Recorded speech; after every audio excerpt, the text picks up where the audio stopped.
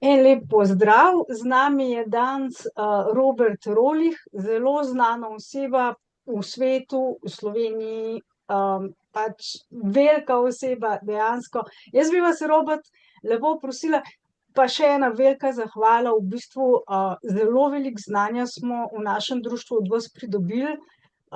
Tudi v bistvu, kar se tiče trženja, kar se tiče, zdaj smo dobili od vas pač LinkedIn delavnico, zelo pomaga. Zdaj smo si počasi gremo še pač v to smer. Najlepša hvala za vaše donacije. Jaz bi res prosila kratko predstavitev, kdo ste. Torej, sem mednarodni bestselling avtor tele knjige tukaj zgoraj, The Million Dollar Decision, ki je svetovna uspešnica in ki govori o tem, kako dejansko vlagati na en tak pameten način, da se izogneš vsem tem visokim provizijam, ki jih finančna industrija ti zaračunava, in da imaš na koncu bistveno boljše donose, kot če bi pač zaupal tej tradicionalni finančni industriji. Tako da vlagamo dejansko v zelo podobne produkte kot vsi drugi, ne samo da pač imajo bistveno manjše provizije, ne.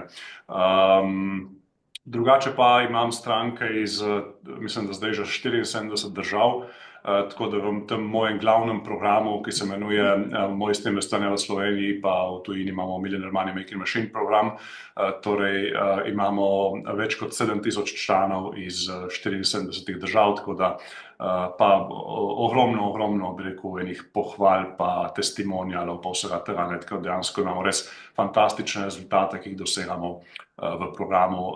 Gre pa program dejansko za dolgoročno investiranje, torej v delniške trge, v kriptotrg, žlahtne kovine in tako naprej, ampak dolgoročno, ne, torej tukaj ne gre za neko trgovanje kratkoročno, ampak gre za dolgoročne investicije in tukaj pač dosegamo bistveno boljše donose kot pa velika večina profesionalcev. Tako da toliko mogoče na kratko. Super, hvala lepa. V glavnem, spodaj pod videom bo tudi link do gospoda Roberta oziroma pač njegovega podjetja, če boste se hoteli prijaviti v njegove programe. Priporočam, mi smo tudi prijavljeni in smo dobili res veliko znanja. Mogoče bi pa še to omenil, no, da po duši sem pa podjetnik, ne, dejansko izhajam iz podjetništva, sam sem dejansko zgradil dve blagovni znamki, zelo znani, Pantarej pa pač Uspeh. Tako da na začetku sem se ukvarjal z izdelavo spletnih strani, potem pa smo šli v poslovna izobraževanja, no, ampak v zadnjih nekje 12-13 letih, no, sem pa čist fokusen na vlaganje denarja, zato ker sem pač tukaj imel to izkušnjo, da sem izgubil zelo veliko denarja zaradi finančne industrije, zaradi vseh teh svetovalcev in tako naprej.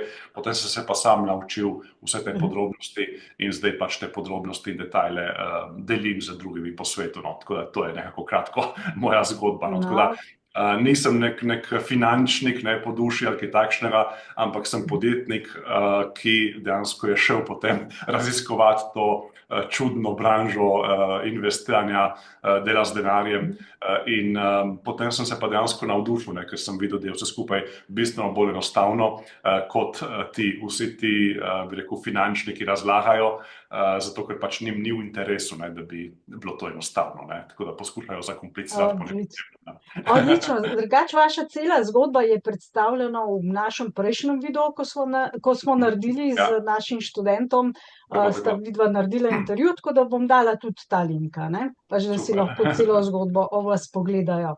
Zdaj, intervju je dejansko namenjen mladim, sicer študentom, ampak vsem mladim dejansko, ki se priključujejo našemu društvu, nam sledijo. In zdaj v bistvu jaz bi vas vprašala, kako naj začne mlad človek vlagati, 20 let star, 25, kako naj začne vlagati? Ja, jaz bom tako rekel, no, da prva investicija, ki jo je pametno delati, no, zelo intenzivno, je bolj v veščine, kako zaslužiti denar. Okay? Torej, jaz mladim vedno rečem, ne, brez veze, da greš, ne vem, po 10 evrov, ki jih imaš nekje, ali pa ki ti ostanejo, da jih greš vlagati v neke finančne inštrumente, ali pa v bitcoine, ali pa v delniške trge in tako naprej. Bistveno bolje je, da ta denar pa energijo vložiš v to, da se naučiš, kako zaslužiti nekaj več denarja. Torej, da se naučiš nekaj o marketingu, o prodaji, o podjetništvu, o pogajanjih, o vodenju. To so dejansko tiste veščine, ki ti v življenju lahko prinesejo največ denarja v smislu zaslužkov, ne. Torej, če boš ti gradil na teh znanjih, ne, boš v katerikoli branži, ne, torej, če si programer ali pa če si recimo, ne vem, nekako ekonomist ali pa če si, ne vem, zobozdravnik, ne, ni važno, s temi znanji boš lahko bistveno več zaslužil, kot če imaš samo neka svoja tehnična znanja, ne, v tisti svoji tehnični branži, ne. Kot recimo, ne vem, nek programer, ne, bo bistveno več zaslužil, če imaš še malo poslovnih znanj, pa če imaš še malo marketinških znanj, pa če imaš še nekaj znanj o tem, kako predstaviti neke stvari, ne, ali pa neko javno nastopanje in podobno, kot pa če samo obvlada programiranje. Okay? In to je bistvo, ne. Tako da mladim vedno priporočam najprej narediti investicije v znanja, ki ti pomagajo zaslužiti več denarja.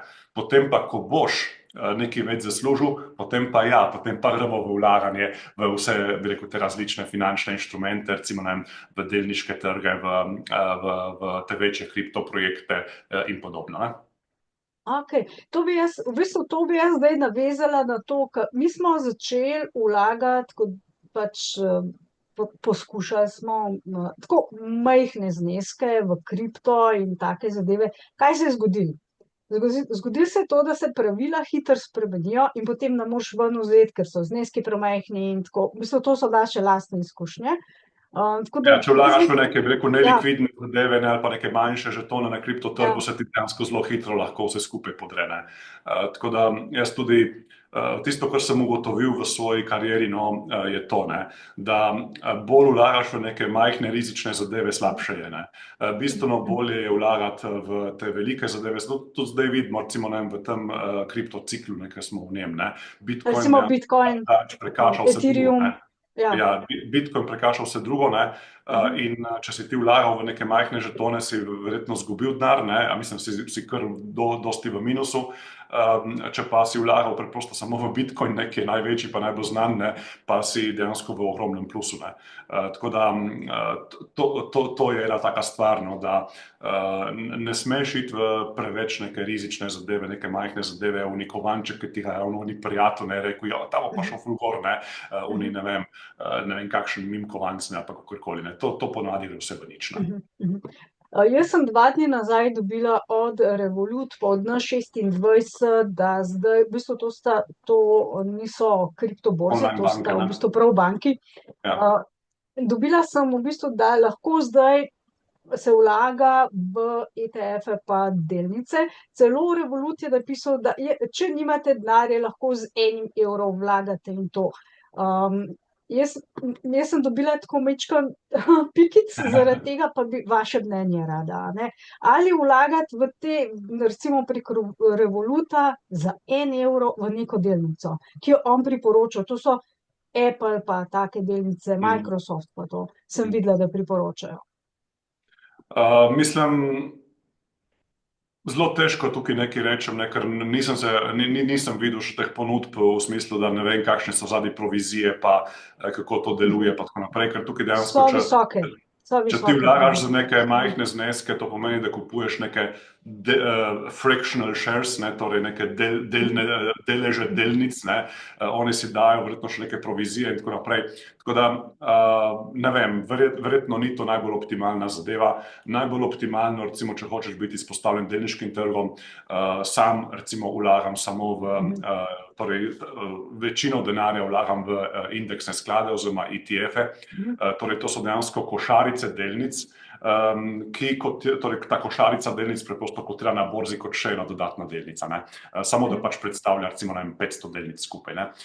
In tukaj lahko preprosto pač kupiš te indeksne sklade in imaš izjemno nizke provizije in to držiš na dolgi rok, ne, in to je to, ne. Recimo to sam počnem, to tudi moji člani počnejo, ne. Ponavadi je tako, ne, tudi kadar vam nekdo ponuja neke, ne vem, zlato po 10 evrov, da vlagaš v zlato, pa da ti oni to mesečno kupujejo ali pa tedensko, običajno je to zadnji, ko pogledaš en kup nekih provizij, ki ti uniči dejansko donose v prihodnje. Ne. Tako da vse take ponudbe moraš zelo natančno pogledati, kakšne so tiste provizije, pa neki pogoji in tako naprej. In moraš se še zavedati ene stvari. In to je tisto, kar večina ljudi tukaj ne razume. Ne. Da majhne provizije na letni osnovi, recimo tudi, če imaš na letni osnovi provizijo 1% ali pa 2%, ne, je to na dolgi rok ti požre večino denarja. Okay? Torej tukaj ta obrestni račun, ki ga vsi smo se učili pri matematiki, pa tukaj vidiš, da je tudi zelo koristen, da ga razumeš, ti ne pomaga samo oplemeniti tvojega denarja, ampak ti tudi tam, kjer so pa provizije na ta način zastavljene, ti pa dejansko uničuje tvoje donose v prihodnje. In zato recimo tudi vse ti vzajemni skladi, naložbena življenjska zavarovanja in podobno, imajo te visoke provizije in sam definitivno, ko sem enkrat ugotovil vpliv teh majhnih provizij na dolgo obdobje, sem takoj prodal vse te stvari in sem potem začel vlagati v indeksne sklade, v ETF-e, zato ker ETF-i ti vzamejo približno 10-krat manj v provizijah kot pa vse te druge stvari in to pomeni, da si finančna industrija vzame čist malenkost, ti pa obdržiš veliko večino donosov. Pri teh produktih, ki imajo pa 1% na leto ali pa 2% na leto ali pa še več, si pa dejansko finančna industrija na dolgi rok vzame 70, 80, 90%, ti pa tebi pa ostane bolj drobišne. Tako da to je bistvo, da moraš razumeti. Kakšna bi bila pa razlika, ker danes je v bistvu ta intervju majhen bolj v kripto, v Bitcoin usmerjen, kakšna je razlika vlaganja Bitcoin, torej kripto, se pravi Bitcoin zdaj razumeva Bitcoin kot celoto, ne ostale altcoine, to bomo dali na stran, to je čisto druga zgodba. Torej zanima nas samo Bitcoin, ki je prva uspešno kriptovaluta, ima tudi svojo mrežo. Kakšna je razlika vlaganja v Bitcoin pa tradicionalne naložbe, ki ste jih malo prej omenili? Bom rekel tako, Bitcoin moraš razumeti, da lahko vlagaš van, in razumeš ga lahko samo s tem, da razumeš, da je to digitalno zlato. Torej, vzeli so tisti kreatorji Bitcoina, ker niti ne vemo, kdo so, pa kdo so bili, so preprosto pogledali zlato kot hranilec vrednosti skozi zgodovino človeštva. In zlato je delovalo skozi tisočletja in je bilo vedno znano kot, bi rekel, tisti hranilec vrednosti. Vojne so se bile zaradi zlata, kralji so pač osvajali ozemlja zaradi zlata in tako naprej. No in potem oni so preprosto vzeli zlato, so pogledali njegove pomanjkljivosti in so preprosto ustvarili digitalno zlato, ki se imenuje Bitcoin. In preprosto rekli so, pri zlatu imaš vseeno inflacijo, zato ker vsako leto nakopljajo cirka za 1 do 2% novega zlata, tako je to je ta inflacija, količina zlata na svetu se povečuje in so rekli, ok, Bitcoin pa ne bo omejena zadeva, ima največ 21 milijonov kovancev in pika, nihče ne more natisniti novega Bitcoina. Potem so rekli, ok, zlato je težko prenosljivo, ne moreš ti za 20.000 evrov zlata, ga težko prenašaš od iz Evrope v Ameriko in tako naprej. Torej so ga naredili enostavno prenosljivega, da imaš dejansko transakcije, ki trajajo par minut ali pa par sekund, ne pa par tednov, kakor je pri zlatu. Varnost tudi bistveno večja, stroški hrambe so praktično nični pri Bitcoinu, pri zlatu so pa kar veliki. Tako da dejansko Bitcoin je novodobno zlato za nove generacije. Recimo, ko jaz mojima otrokoma rečem, a bi vidva vlagala, ker tudi malih že učim o teh stvareh, če rečem, a bi vlagali v zlato, kakšno zlato, mislim, niti ne konc pameti. Veš, kaj je, ker sem jih naučil, ampak če jih vprašaš, potem, ko sta spoznala, kaj je zlato in kaj je Bitcoin, niti na konc pameti ima ne pride, da bi vlagala v zlato. In vlagata pač v kripto, torej vlagata v Bitcoin Ethereum. Torej denar iz pujska gre v Ethereum pa v Bitcoin. Zakaj? Zato, ker če ga imaš na banki, tega inflacija požre. Če imaš recimo otroka, ki je zdaj star 10 let, pa če mu ti na banko daješ tiste prihranke, čez 10 ali pa 20 let bo to vredno vse skupaj nič, ker bo inflacija požrla. Če pa ti vlagaš v Bitcoin, bo pa ni finančni svet, ker nisem finančni svetovalec, ampak jaz pač to počnem, ne. To je primer, ja. In učim moje otroke, da pač to počnejo, ne. Zato, Mhm. ker je velika, velika verjetnost, da bo pač Bitcoin bistveno više čez 10 let, kot je pa zdaj, ne. Gotovosti seveda ni, ne, tako da nikoli ne veš, ne, kaj se bo zgodilo, ampak jaz vedno delujem v skladu z verjetnosti, ne. Koliko sta pa stara vaša otroka, če lahko? Ja, zdaj torej eden je 11, eden pa 13. Okay. Se pravi, že pri teh letih je pametno mlade učiti investiranja, vlaganja, podjetništva. Je Ja, pametno, seveda, mislim, verjetno. to je, Čim recimo, prej. ravno včeraj smo s starejšim, ta mali je šel že spat, no, ampak s starejšim smo gledali Anthonyja Robbinsa, ne. Aha. Je imel pač zdaj tak dogodek, ne, online in smo pač gledali eno urco tega dogodka in je bilo fantastično, ne. Anthony Robbins recimo govori o tem, kako dejansko razmišljati, kako uspešni ljudje razmišljajo, na kakšen način delujejo in tako naprej. Mislim, te stvari so neverjetno vredne, ne, za mlade, ne. To je tisto, kar šola ne da, ne. Tako da ja, poskušam pri mojih otrocih, ne, dejansko jih učiti tudi te stvari, ki ti jih šola ne da, so pa ključnega pomena, ne, za uspeh v podjetju, ne. Tako da recimo, ne vem, že če jim daš kakšne YouTube videote od teh uspešnih ljudi za poslušati, ki malo govorijo, ne, kako uspeti v življenju in tako naprej, je to ena ogromna vrednost za njihovo življenje, ne. Investicija v njih, v bistvu v Ja, razvoj, ne. uspeh, njihov uspeh dejansko. Ja, Bi tako je. bila to po mojem mišljenju najvrednejša investicija, bolj, če daš v Bitcoin, se pravi v mladega, če investiraš v Definitivno, ja. znanje. Mislim, to, kar pa gre v Bitcoin pa Ethereum, to je pa tisto, ne, recimo, ne vem, če imajo vse none, ne, dajejo, pa nonoti dajejo nek denar za pujska, ne, in mislim, brez veze, da se ti pač tam v denarju to nabira, ne, mislim, ne vidim enega hudega smisla, ne. leži tam. Tiste stvari, ki pa imata, pa se jim nekje, bi rekel, nabirajo, ne, ja, tisto pa vseeno fajn je nekam investirati, ne. Bolje kot imeti v denarju, bolje kot imeti v evrih, ne. Evro bo čez 20 let vreden polovico tega, kar je zdaj, pa še manj, ne. Če bo obstajal. Ja, če bo obstajal. Če bo obstajal evro. Vsaka valuta pač gravitira proti ničli, ne. Saj konec koncev tudi ameriški dolar, ne, ki je najmočnejša valuta na svetu, v 100 letih, ne, v zadnjih 100 letih je izgubil nekje 97% vrednosti, ne, kupne moči, ne. Tako. Danes si lahko kupiš bistveno manj z $1, ne, kot si lahko kupil pred 100 leti pa 50 leti, ne. To je to. Kaj je vaša najbolj dragocena finančna lekcija v življenju, ki bi jo hoteli deliti z mladimi?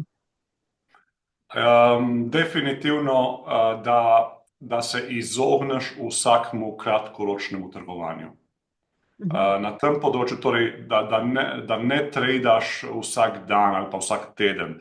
To je smrt za denar, to je smrt za tvojo psihologijo, to je smrt za dejansko tvojo družino.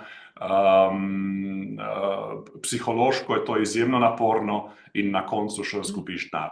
Zato, ker tukaj dejansko so edini, ki dobivajo, so borzni posredniki pa kriptoborze, zato, ker pač oni pobirajo provizije pri vsaki transakciji. In pa mogoče, ne vem, 1% tistih profijev, ki dejansko jih ne boš ti nikoli premagal, ne. Ker so dejansko imajo sisteme, imajo psihologijo porihtano, imajo tim zadaj, imajo neke super računalniške sisteme v ozadju, ki so vredni lahko desetine milijonov dolarjev, ne, in dejansko ti proti njim se ne moš boriti, ne.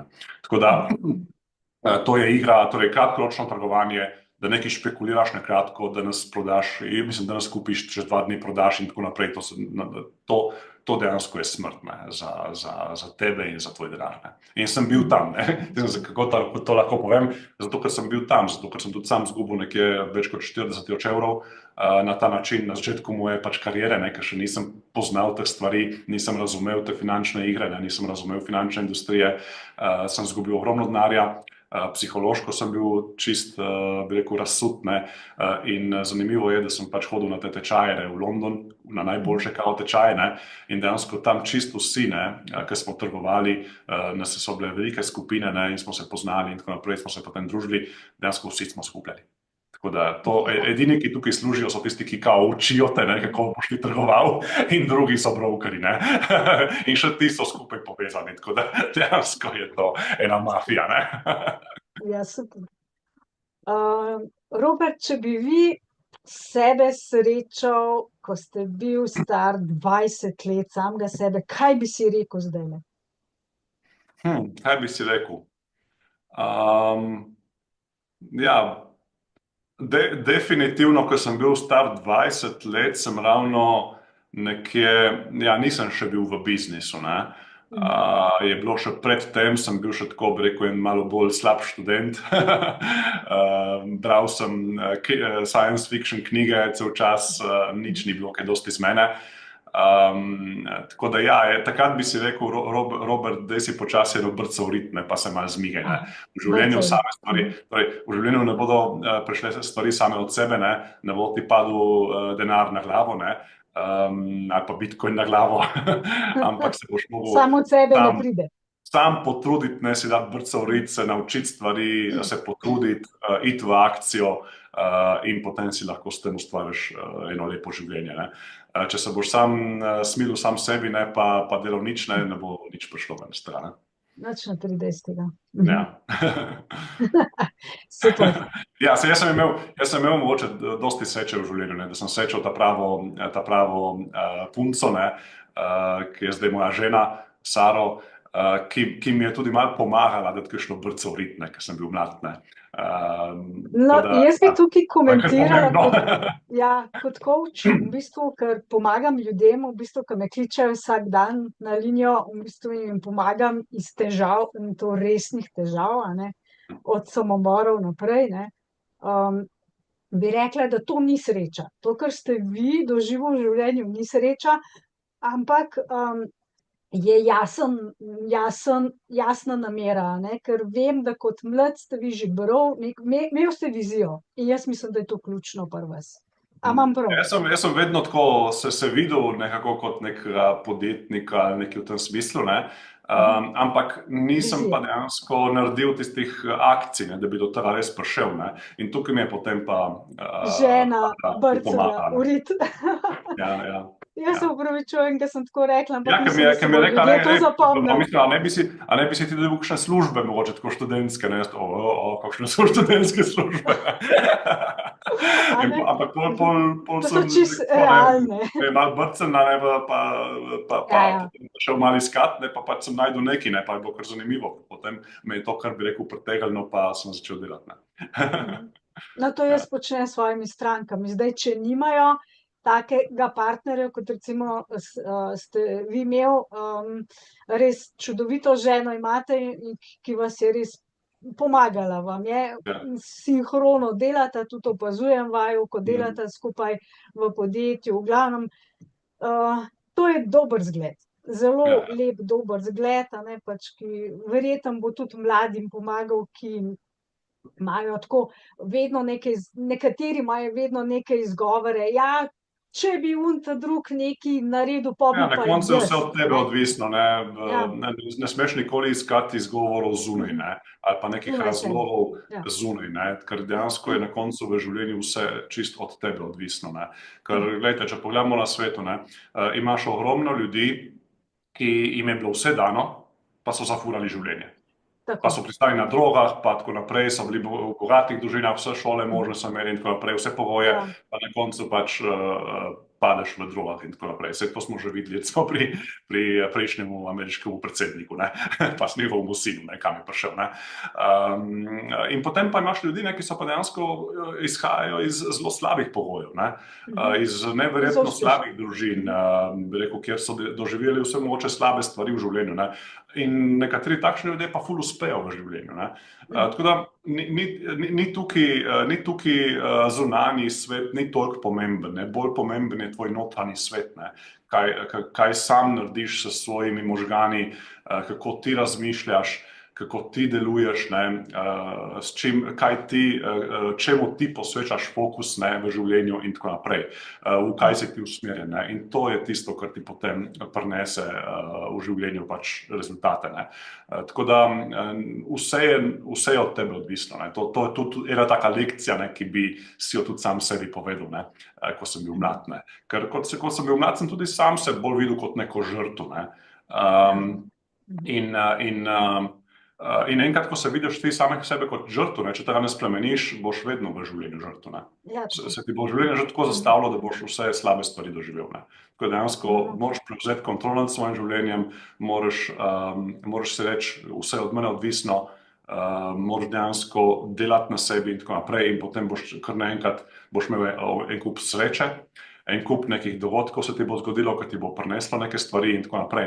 Tako da dejansko je vse od tvoje glave odvisno. Tako, pripelješ si sam v bistvu stvari. Tako. Super, jaz mislim, da sva lepo zaokrožila tale intervju z lepimi nasveti, z pač praktičnimi, ki delujejo. V bistvu, vi ste preizkusili, jaz tudi nekako, in pač naše stranke tudi tisti, ki preizkusijo, ki res naredijo nekaj, imajo pozitiven rezultat. Tako da hvala lepa, gospod Rolih, za pač intervju, pa ob naslednji priliki se še slišimo. Ja, najlepša hvala in res želim vsem poslušalcem veliko, veliko uspehov v življenju. Tako da hvala. Ja, tudi vam. Lep dan. Nasvidenje.